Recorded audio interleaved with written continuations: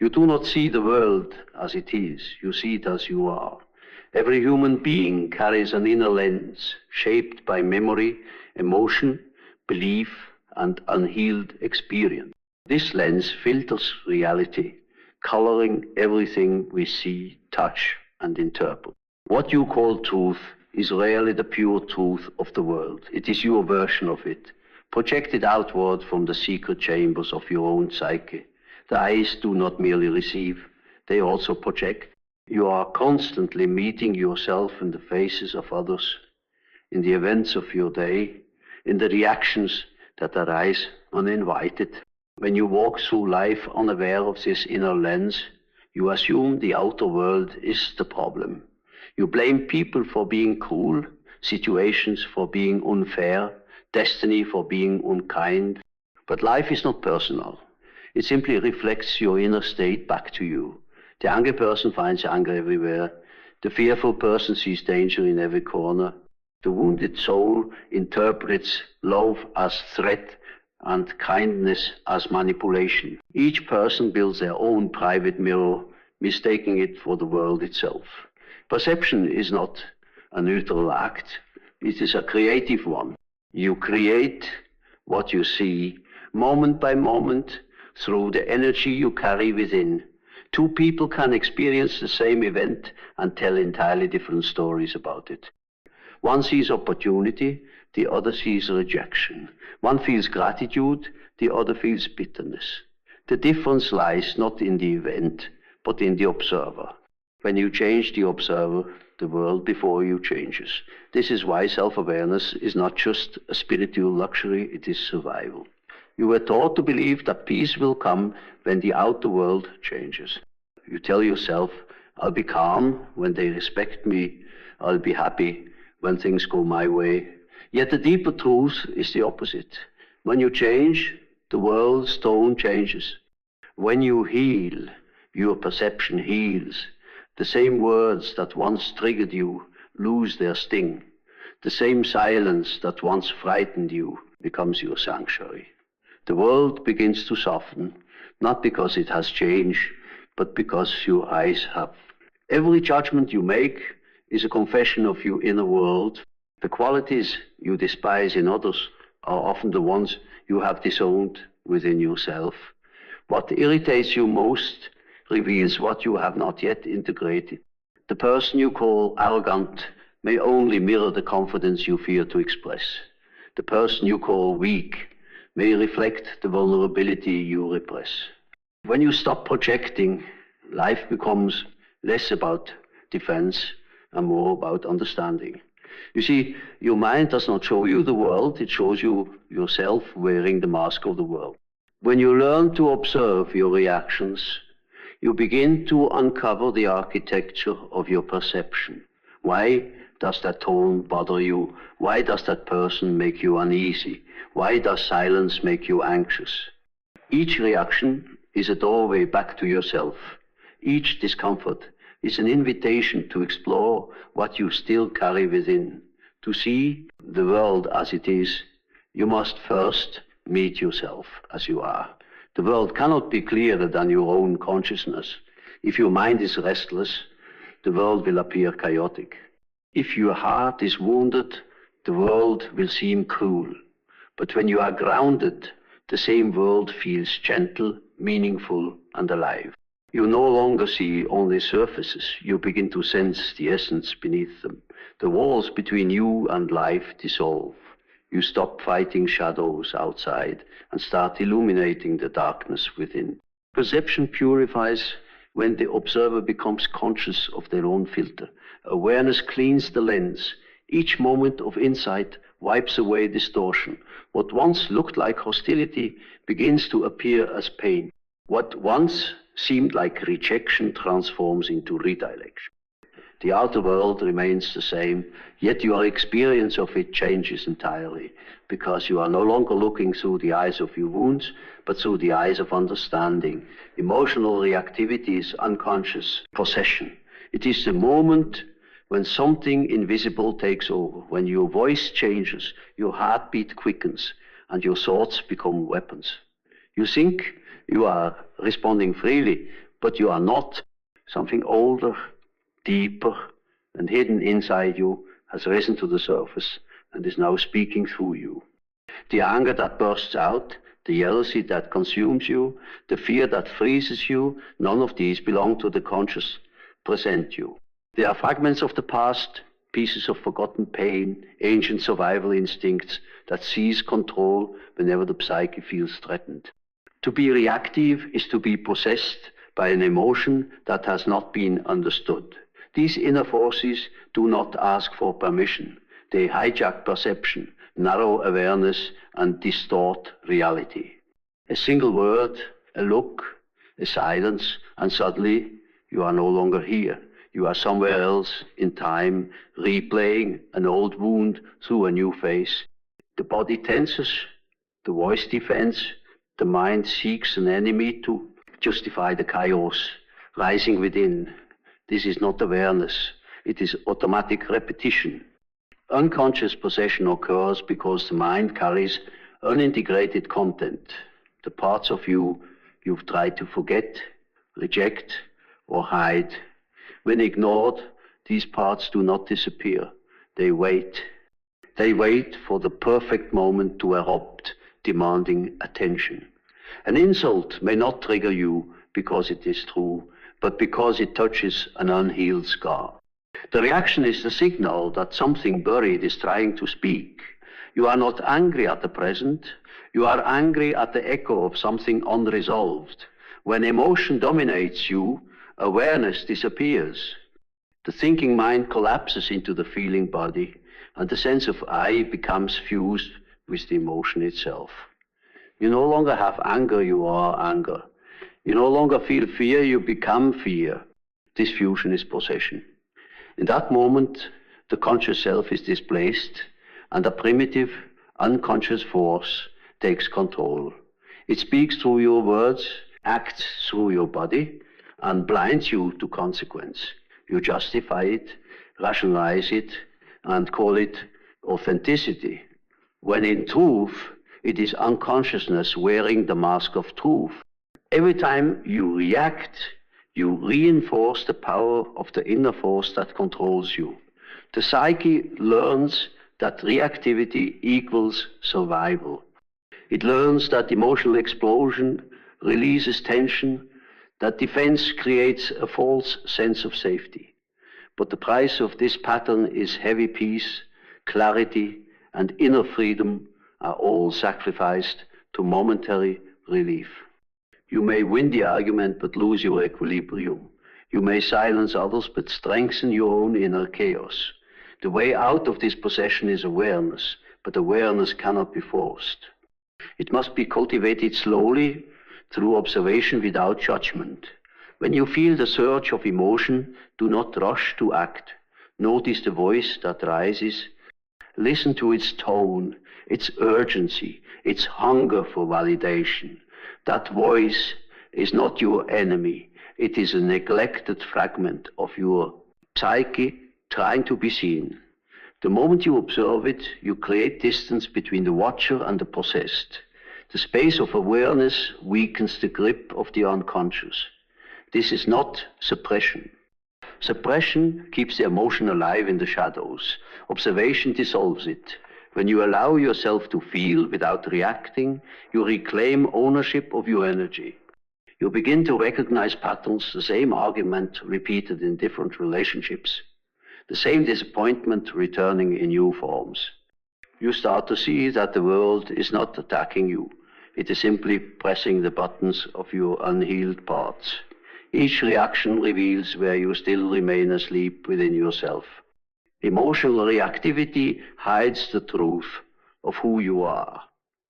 Beneath every eruption lies an unmet need, a forgotten fear, a longing to be understood. When you give attention to these roots, the surface storm loses power. You begin to sense the difference between emotion and awareness, between movement and control, between reacting and responding.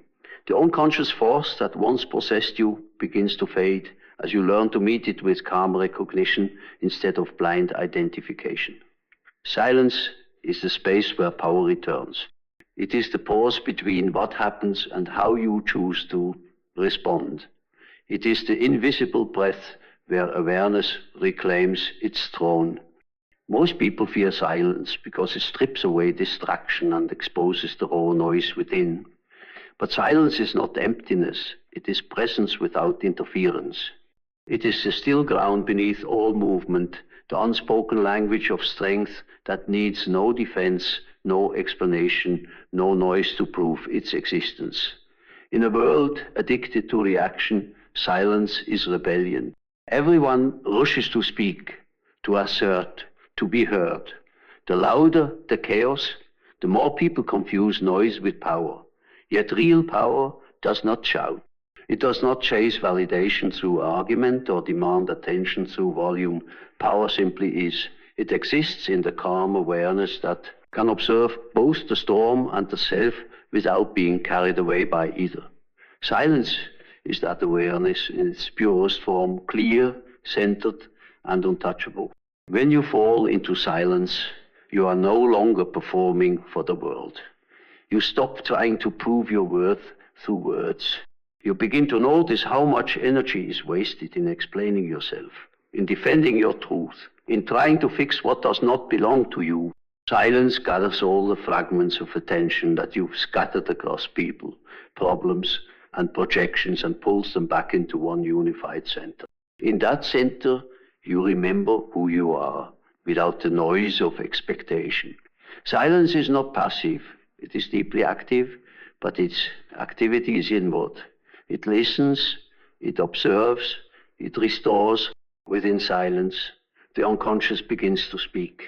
You start hearing the subtler layers of your own being, the intuition, the instincts, the quiet knowing that is often drowned out by the constant chatter of the mind.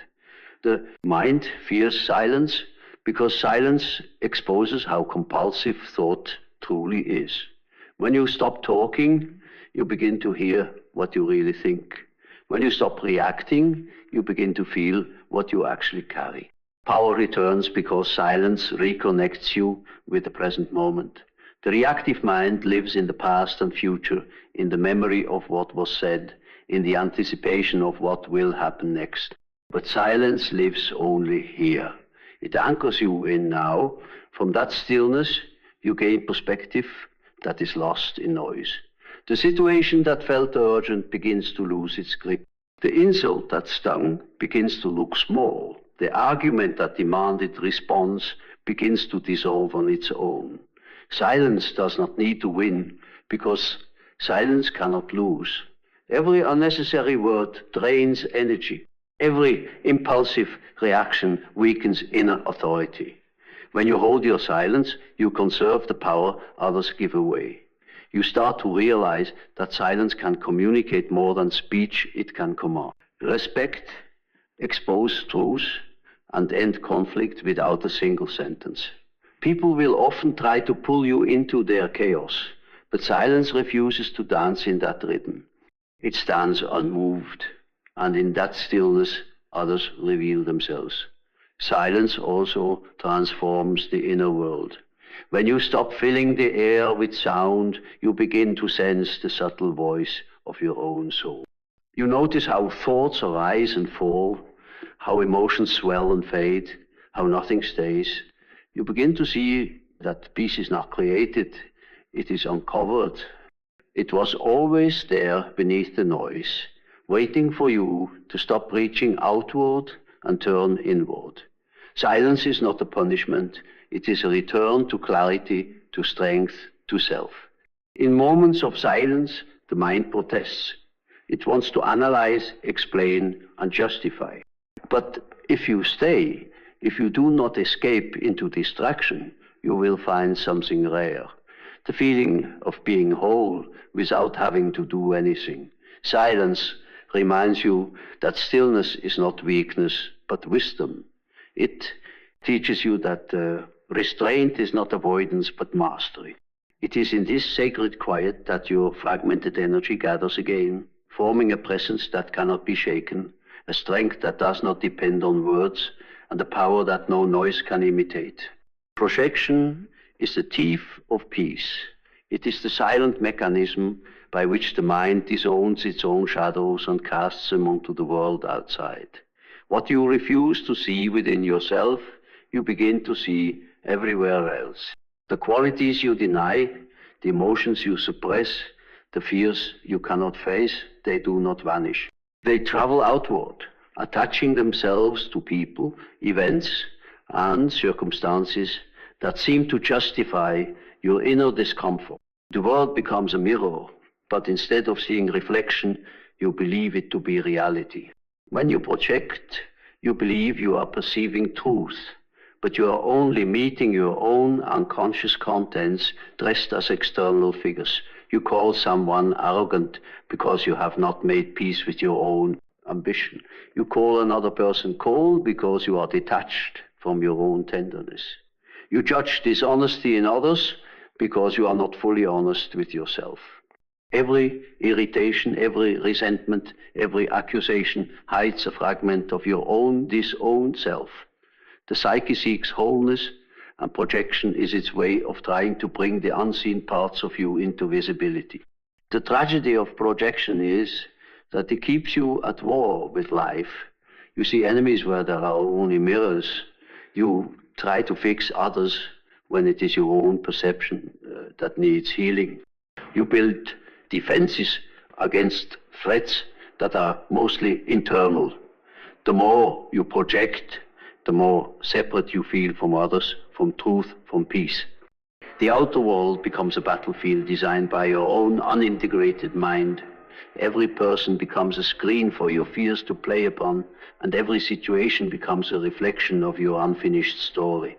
Projection steals peace because it prevents self-awareness. When your attention is consumed by the faults of others, you lose the capacity to see the patterns repeating within yourself. You justify your anger by pointing outward, unaware that you are feeding the very pain you wish to escape. Blame becomes the language of the unhealed psyche. It says, if they change, I will feel better. But peace never comes from changing others. It comes from reclaiming what you have given away. Every judgment is energy projected outward. Every reaction is a fragment of power handed to the external world. To withdraw projection is to take radical responsibility for your experience. It is to recognize that what disturbs you about another is a messenger from your own depths. The people who trigger you are not obstacles, they are mirrors, showing you where you still remain unconscious. Instead of saying, they make me angry, you begin to ask, what within me is being touched?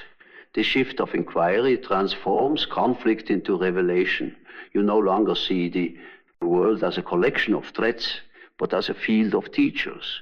Each encounter becomes an opportunity to meet another piece of yourself. When projection dissolves, empathy grows. You realize that the traits you once condemned in others exist in some form within you. The line between me and them begins to blur. You stop moralizing and start understanding. Judgment softens into compassion, not because you have become blind, but because you have become honest. Peace returns the moment you stop outsourcing your inner work to the behavior of others. The world reflects you precisely because it is meant to awaken you. Every projection is an invitation to integration. The qualities you admire in others point to your dormant potential. The ones you despise point to your rejected aspects.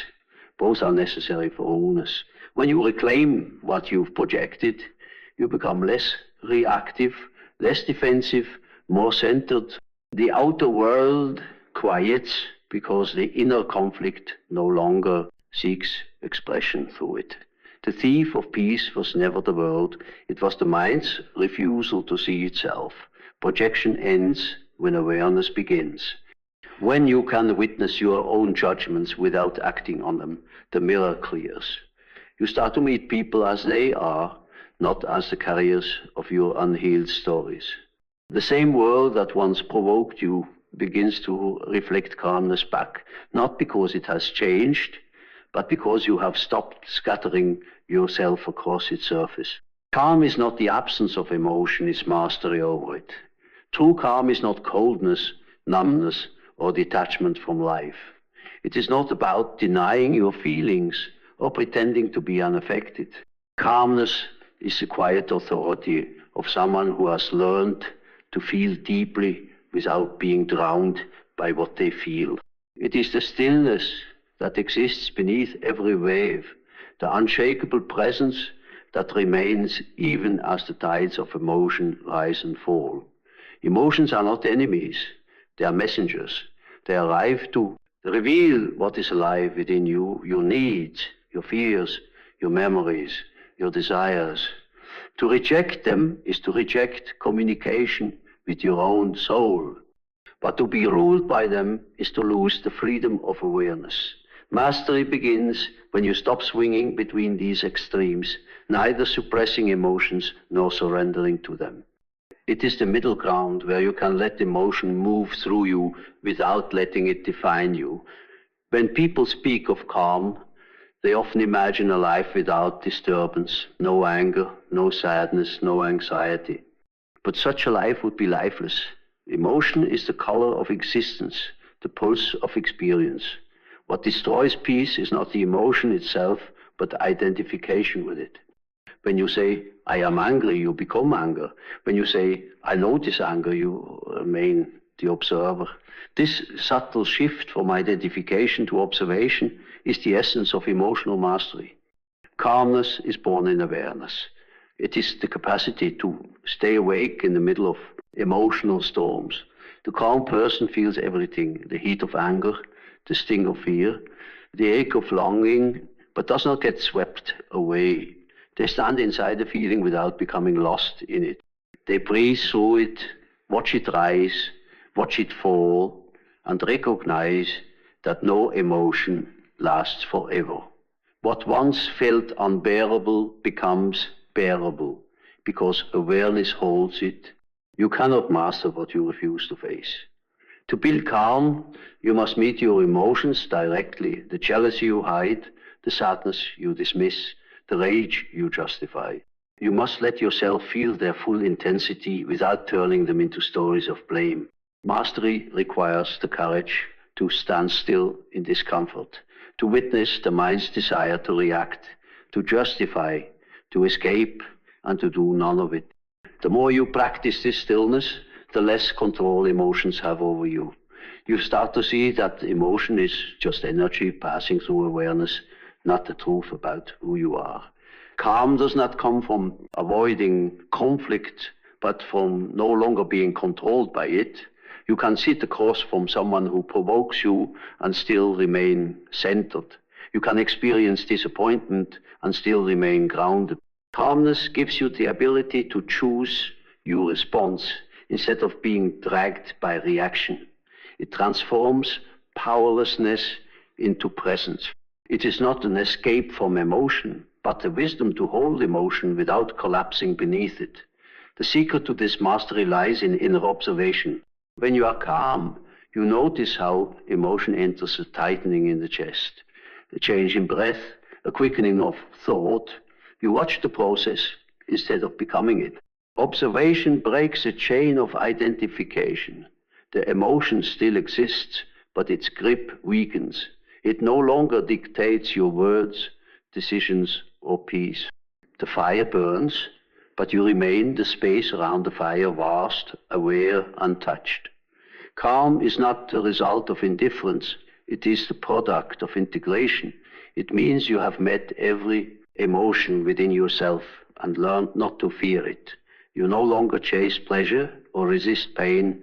You allow both to pass through you like seasons, knowing that you are the sky, not the weather. In that knowing, power returns, because mastery is not control in the rigid sense. It is deep acceptance that allows movement without losing center, emotion without losing awareness, and feeling without losing peace.